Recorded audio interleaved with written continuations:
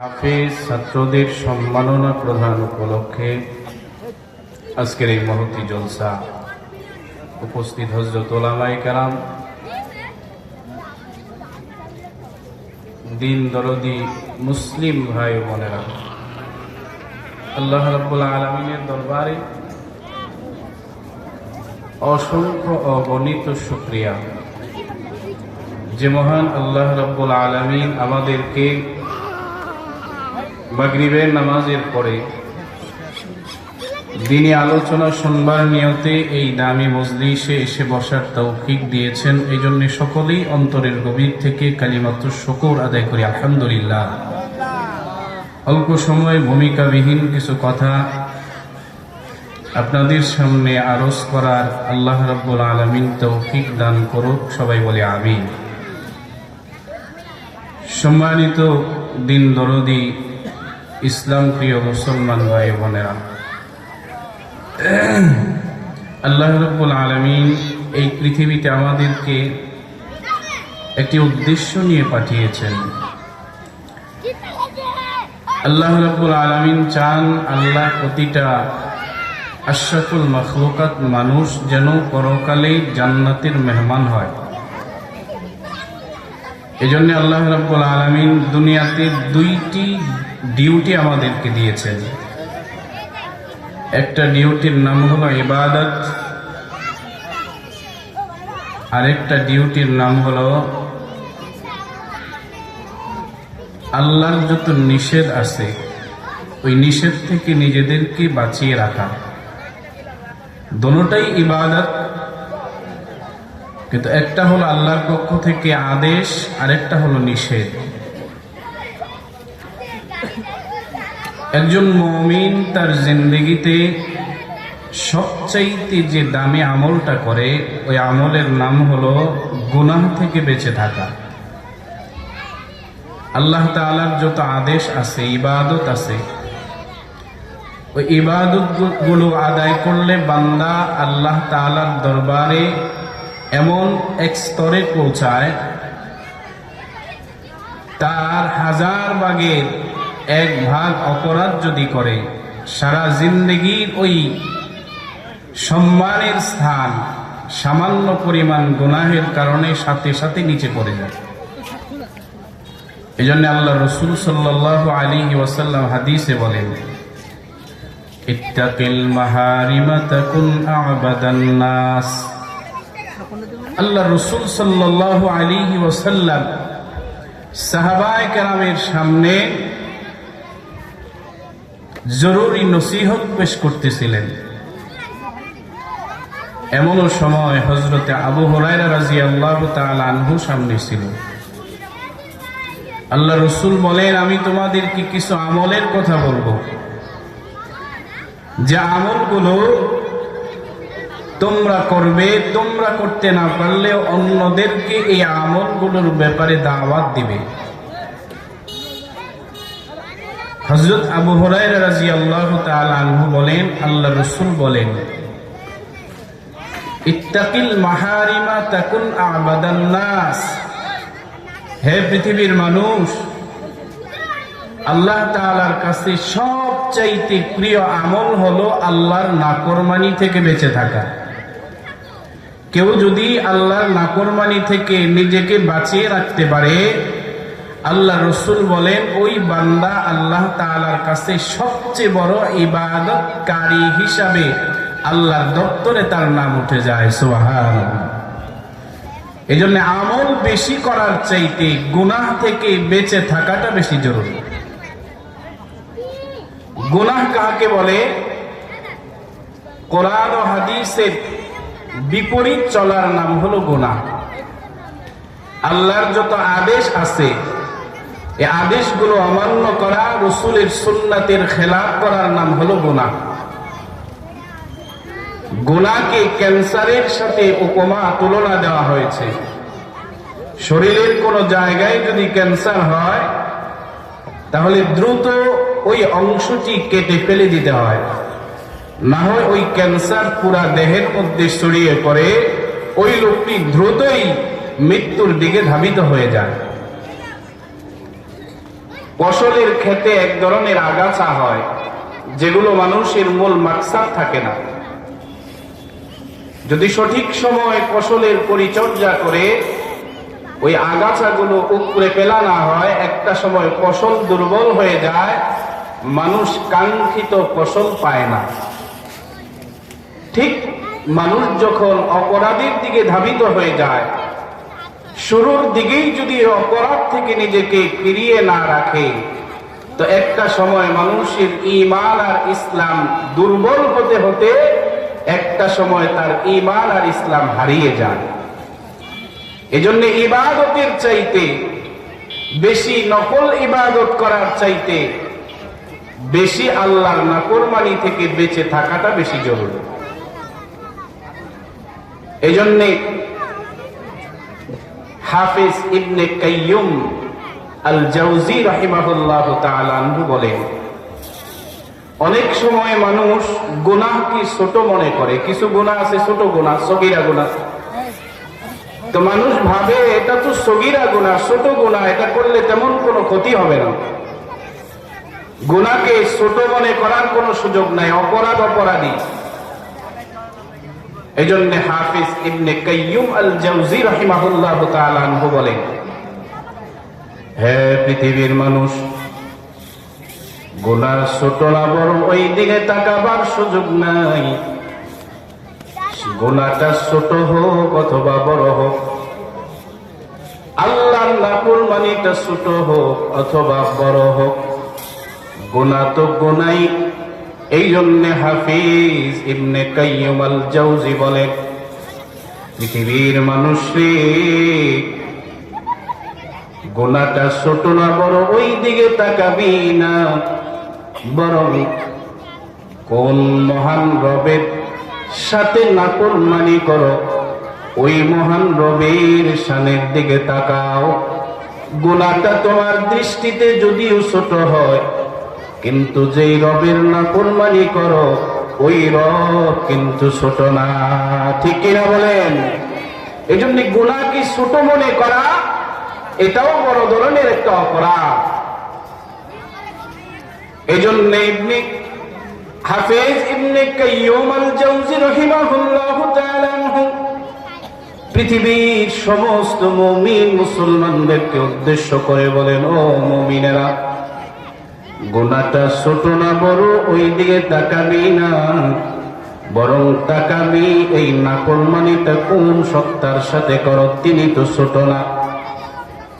এই জন্য একজন বুজুর্গ তিনি বলেন, আমার দিলের মধ্যে আল্লাহ তাআলা এটা ঢেলে দিয়েছেন, এলকা করে দিয়েছেন। পৃথিবীর মানুষ অপরাধ করার সময় একটা ছোট বাচ্চার সামনেও মানুষ অপরাধ করতে লজ্জা পায়, কিন্তু পৃথিবীর মানুষ এই কথার দিকে তাদের কোনো খেয়াল নাই। মা বাবা সন্তানের সামনে অপরাধ করে না, কারণ সন্তান দেখে ফেলবে। ওই এলাকার সম্মানিত ব্যক্তি যার বড় সম্মান, সে মানুষের সামনে অপরাধ করে না, কারণ মানুষ তাকে বড় সম্মান করে। একজন আল্লাহর ওলি ডেকে বলেন, পৃথিবীর মানুষে, আল্লাহ আমার দিলের মধ্যে কথা ঢেলে দিয়েছেন। আল্লাহ আমাকে বলেন, ও আমার গোলাম, তুমি মানুষকে বলো পৃথিবীর মানুষ যেন না দেখে, এই জন্য তুমি দুনিয়ার দরওয়াজা বন্ধ করে দিয়ে অপরাধ করো, গুনাহ করো। ও গোলাম, দুনিয়ার মানুষ যেন না দেখে দুনিয়ার দরজা বন্ধ করে দিয়ে আল্লাহর নাফরমানি করো। ওই সমস্ত লোকদেরকে বলো, তুমি তো দুনিয়ার দরওয়াজা বন্ধ করে দিয়েছো যেন দুনিয়া না দেখে। তুমি ওই সমস্ত মানুষগুলারে বলো, ওই আসমানওয়ালা যিনি তোমারে বানিয়েছেন, যে রব তোমার দিকে তাকায় আছেন, ওই আসমানের দরওয়াজাকে কি তুমি বন্ধ করতে পেরেছো?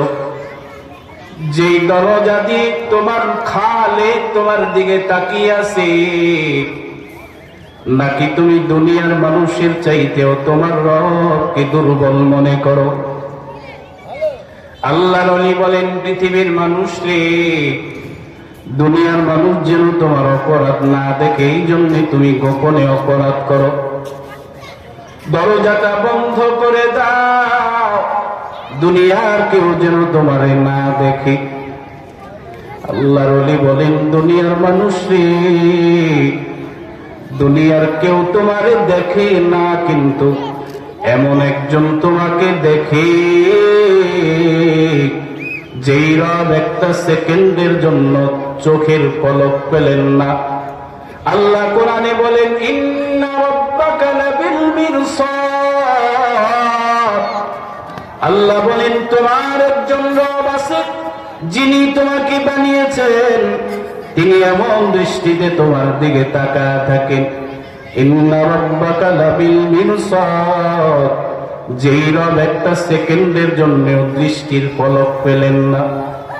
মিরসাদ শব্দের অর্থ মুফাসসিরিনে কেরামগণ বলেন, মিরসাদ শব্দের ব্যাখ্যা হলো এই, একজন তীরন্দাজ সে তার নিশানা ঠিক করার জন্য, শিকার করার জন্য তীর ধনুকের মধ্যে ফিট করে সে যখন তার টার্গেটের দিকে ধনুক লাগায়, এমন ভাবে তীর ছাড়ার আগে এক দৃষ্টিতে তাকিয়ে থাকে, নিঃশ্বাস পর্যন্ত নেয় না। ঠিক না? আল্লাহ তাআলা কোরআনে বলেন, ইন্না রাব্বাকা লাবিল মিরসাদ, এমন একজন রব তোমার, যেই রব তোমার দিকে তাকায় আছে এমন দৃষ্টি দিয়া। লাবিল মিরসাদ মানে ওই যে তীর নিক্ষেপ করনেওয়ালা, তীর নিক্ষেপ করার আগে এমন ভাবে তাকায় আছে, চোখের পলক একবারের জন্যও পালায় না। আল্লাহ তাআলা কোরআনে বলেন, পৃথিবীর মানুষ রে, গুনাহ করার জন্য তুমি দুনিয়ার দরওয়াজা বন্ধ করে দিয়েছো, কিন্তু তোমার কি খবর নাই, তোমার একজন রব আছে যিনি তোমার দিকে এমন ভাবে তাকায় আছে, একজন তীর নিক্ষেপ করনেওয়ালা তার নিশানার দিকে যেমনি ভাবে তাকায় থাকে রে, একটা সেকেন্ডের জন্যও তার চোখের পলক ফেলে না। আমার রব তোমার দিকে এভাবে তাকায় আছে, অতএব দুনিয়ার দরওয়াজা বন্ধ করলে বাঁচতে পারবা না, ওই রব সময় মতো তোমাকে ধরে ফেলবে। এই জন্য আল্লাহর ওলি বলেন যে আমার দিলের মধ্যে আল্লাহ তাআলা এটা ঢেলে দিয়েছেন, আমি যেন দুনিয়ার মানুষকে বলি, ও দুনিয়ার মানুষ, গুনাহ করার জন্য তুমি তো দুনিয়ার দরজা বন্ধ করে দিয়েছো, কিন্তু আসমানের দরজা তুমি কিভাবে বন্ধ করবে বলো? এই জন্য দুনিয়ার মানুষকে ভয় পাইলে চলবে না, ভয় পাওয়া লাগবে কাকে? আল্লাহকে।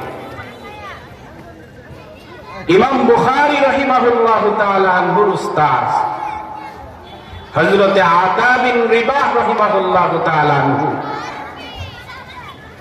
তিনি বলেন, প্রতিদিন ফেরেশতারা পৃথিবীর মানুষের আমলনামা আল্লাহ তাআলার সামনে পেশ করে। হযরত আতা বিন রিবাহ রাহিমাহুল্লাহু তাআলা আনহু ইমাম বুখারীর উস্তাদ, তিনি বলেন আল্লাহ তাআলার সামনে প্রতিদিন আল্লাহ তাআলার ফেরেশতারা প্রতিটা মানুষের আমলনামা পেশ করে সামনে। তিনি বলেন আল্লাহর সামনে যখন আমলনামাগুলা পেশ করা হয়, গুনাহগার বান্দার আমলনামাগুলা যখন আল্লাহর সামনে আসে, আমার আল্লাহ তাড়াতাড়ি ঢেকে ফেলে ফেরেশতাদের সামনে ওই বান্দাকে নিয়ে কোনো শিকায়াত করে না। হযরত আতা বিন রিবাহ বলেন, মানুষ বড় আশ্চর্যজনক, বড় অদ্ভুত এক প্রাণী, যেই প্রাণীটা আল্লাহর এত নাফরমানি করে, আমার রব তার বান্দাকে এত বেশি ভালোবাসে। আল্লাহ তাআলা মানুষের গুনাহগুলোকে ঢেকে রাখে, ফেরেশতাদের সামনেও খুলতে চায় না। হযরতে আতা ইবনে রিবা বলেন, দুনিয়ার মানুষ দুনিয়ায় যদি সামান্য পেরেশানিতে পড়ে যায়, রিজিকের পেরেশানি, কষ্টের পেরেশানিতে, বিপদের পেরেশানিতে যদি পড়ে, হযরতে আতা বিন রিবা বলেন, পৃথিবীর মানুষরে বড় আশ্চর্য ব্যাপার হলো ওই মানুষটাই আল্লাহর শিকায়ত করতে দেরি করে না, আল্লাহর বিরুদ্ধে অভিযোগ করতে দেরি করে না, কিন্তু আমার রব ওই বান্দার গুনাহগুলো ফেরেশতাদের সামনেও প্রকাশ করে না, ঢেকে রাখে।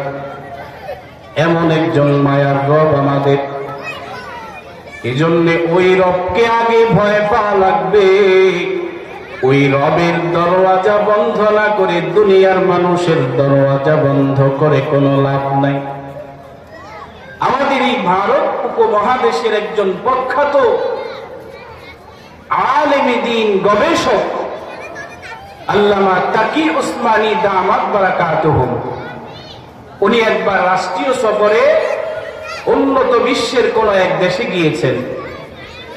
উনি ওনার কিতাবে লিখেন, ওখানে সফরে যাওয়ার পর রাষ্ট্রীয়ভাবে আমাকে এক জায়গায় নেওয়া হলো, আমাকে রাষ্ট্রীয় সম্মাননা দিয়ে একটা জাদুঘরে নেওয়া হলো।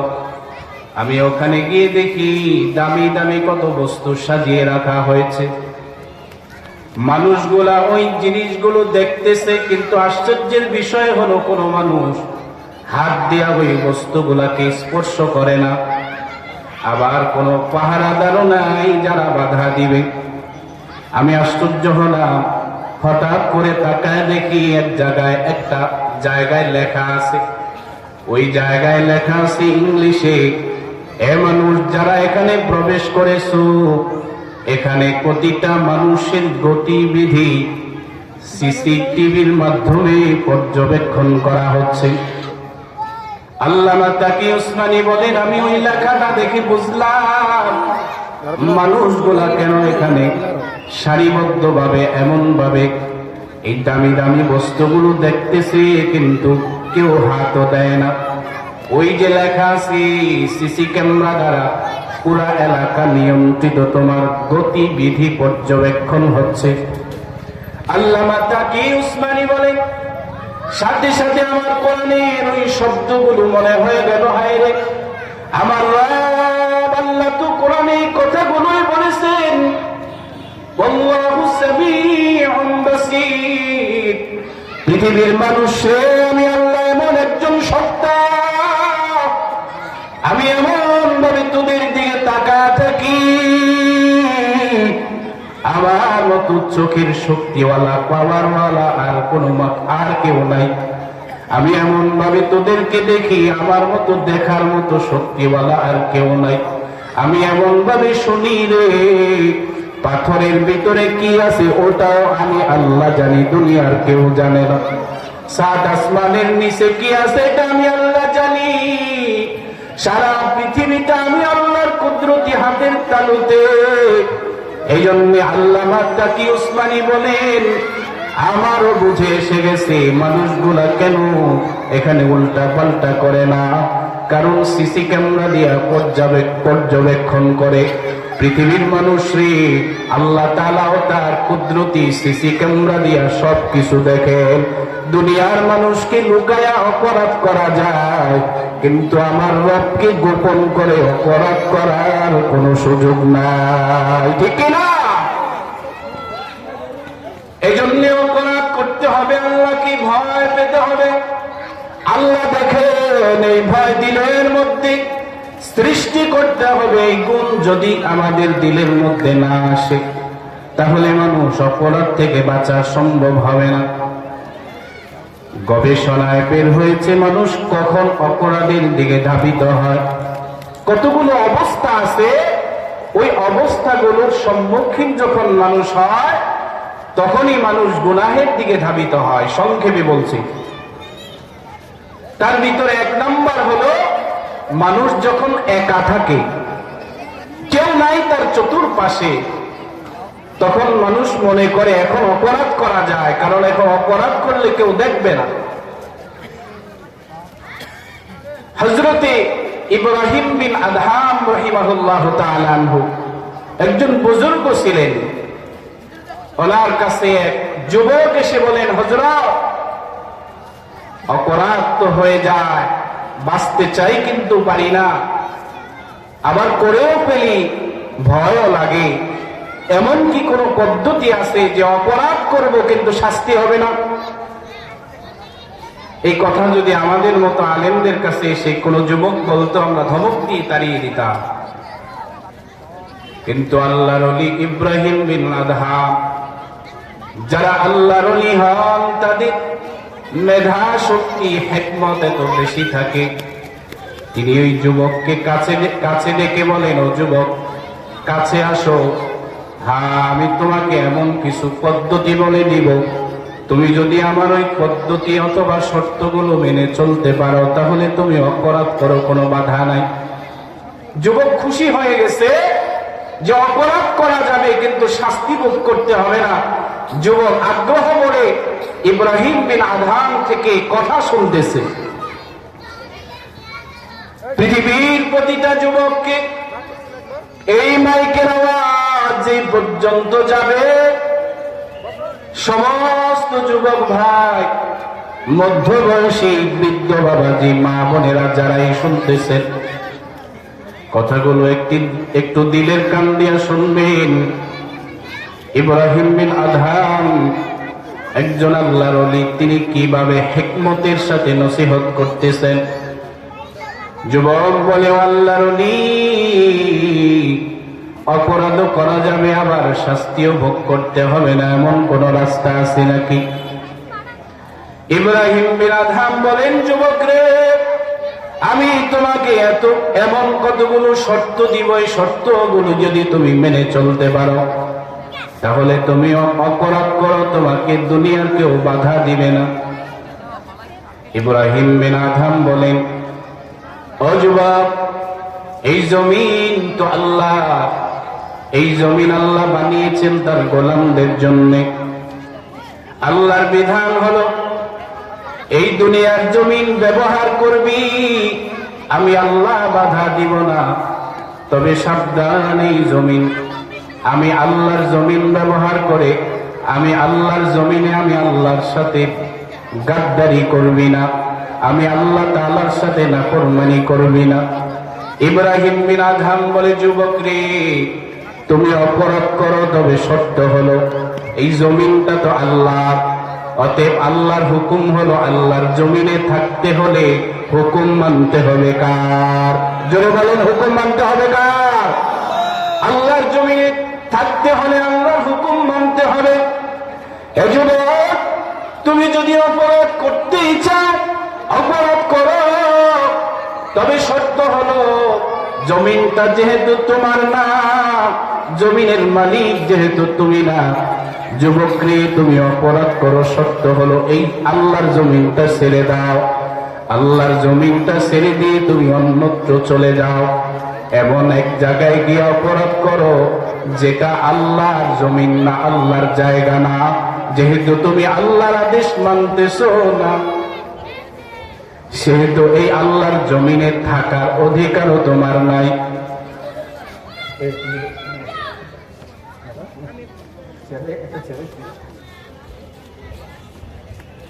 যেহেতু এটা আল্লাহর জমিন আর আল্লাহর হুকুম যেহেতু তুমি মানতেছো না, তাই আল্লাহর জমিন ব্যবহার করাও তোমার জন্য বৈধ নয়। যুবকের মাথা নত হয়ে গেছে। আল্লাহর ওলির দ্বিতীয় শর্ত শোনায় দেয়, ও যুবক, যেহেতু তুমি আল্লাহর হুকুম মানতে চাও না, তুমি তোমার জীবন মন চাই জিন্দেগি গঠন করতে চাও, তাহলে দ্বিতীয় শর্ত শুনে নাও, এই পৃথিবীতে যত রিজিক আছে সব রিজিকের মালিককে। জোরে বলেন, রিজিকের মালিককে? আল্লাহর ওলি বলেন, যুবক রে, রিজিকের মালিক যেহেতু আল্লাহ, তাহলে তুমি তোমার রবকে বলে দাও, আল্লাহকে বলে দাও, আল্লাহ, আমি তোমারটা খাইও না, তোমার হুকুম মানব না, তুমি ঘোষণা দিয়া দাও, আল্লাহ, আমি তোমার রিজিক খাবো না, কারণ আমি তোমার হুকুম মানি না, তাই আমি তোমার রিজিকও খাবো না। বলেন তো দেখি, রিজিক ছাড়া বাঁচার কোন সুযোগ আছে নাকি? আল্লাহর দেওয়া রিজিক ছাড়া কেউ বাঁচতে পারে? যুবকের মাথা নত হয়ে গেছে। এভাবে অনেকগুলো শর্ত শোনালেন। সর্বোপরি কথা হলো এই, আল্লাহর জমিনে থাকতে হলে আল্লাহর হুকুমই মানতে হবে। যুবক বুঝে গেছে, তার দিল নরম হয়ে গেছে, আল্লাহর ওলিরে জড়ায় ধরছে। ও আল্লাহর ওলি, আমি বুঝতে পারি নাই, আমাকে তওবা করা দেন, আমি আজ থেকে খাঁটি মুসলমান হয়ে যাব। তো আমি যে কথাটা বোঝাইতে চাইতেছিলাম, গুনাহ এমন একটা জিনিস, আপনি ইবাদত করে যত মর্তবাই হাসিল করেন না কেন, একটা মানুষ কষ্ট করে গাছের আগায় উঠলো 10 মিনিট লাগা, কিন্তু ওখান থেকে যদি হাত ফসকে নিচে পড়ে যায় সময় লাগবে কতক্ষণ? সারা জিন্দেগি আমল করে গুনাহের দ্বারা আপনার এই মর্তবা মাটির সাথে ধূলিসাৎ হতে বেশি সময়। এজন্য আল্লাহ রাসূল বলেন, ইত্তাকিল মাহারিমা তাকুন আবাদান নাস। মুমিনের জন্য সবচেয়ে বড় ইবাদত হলো আল্লাহর নাফরমানি থেকে বেঁচে থাকা। আল্লাহ আমাদেরকে তার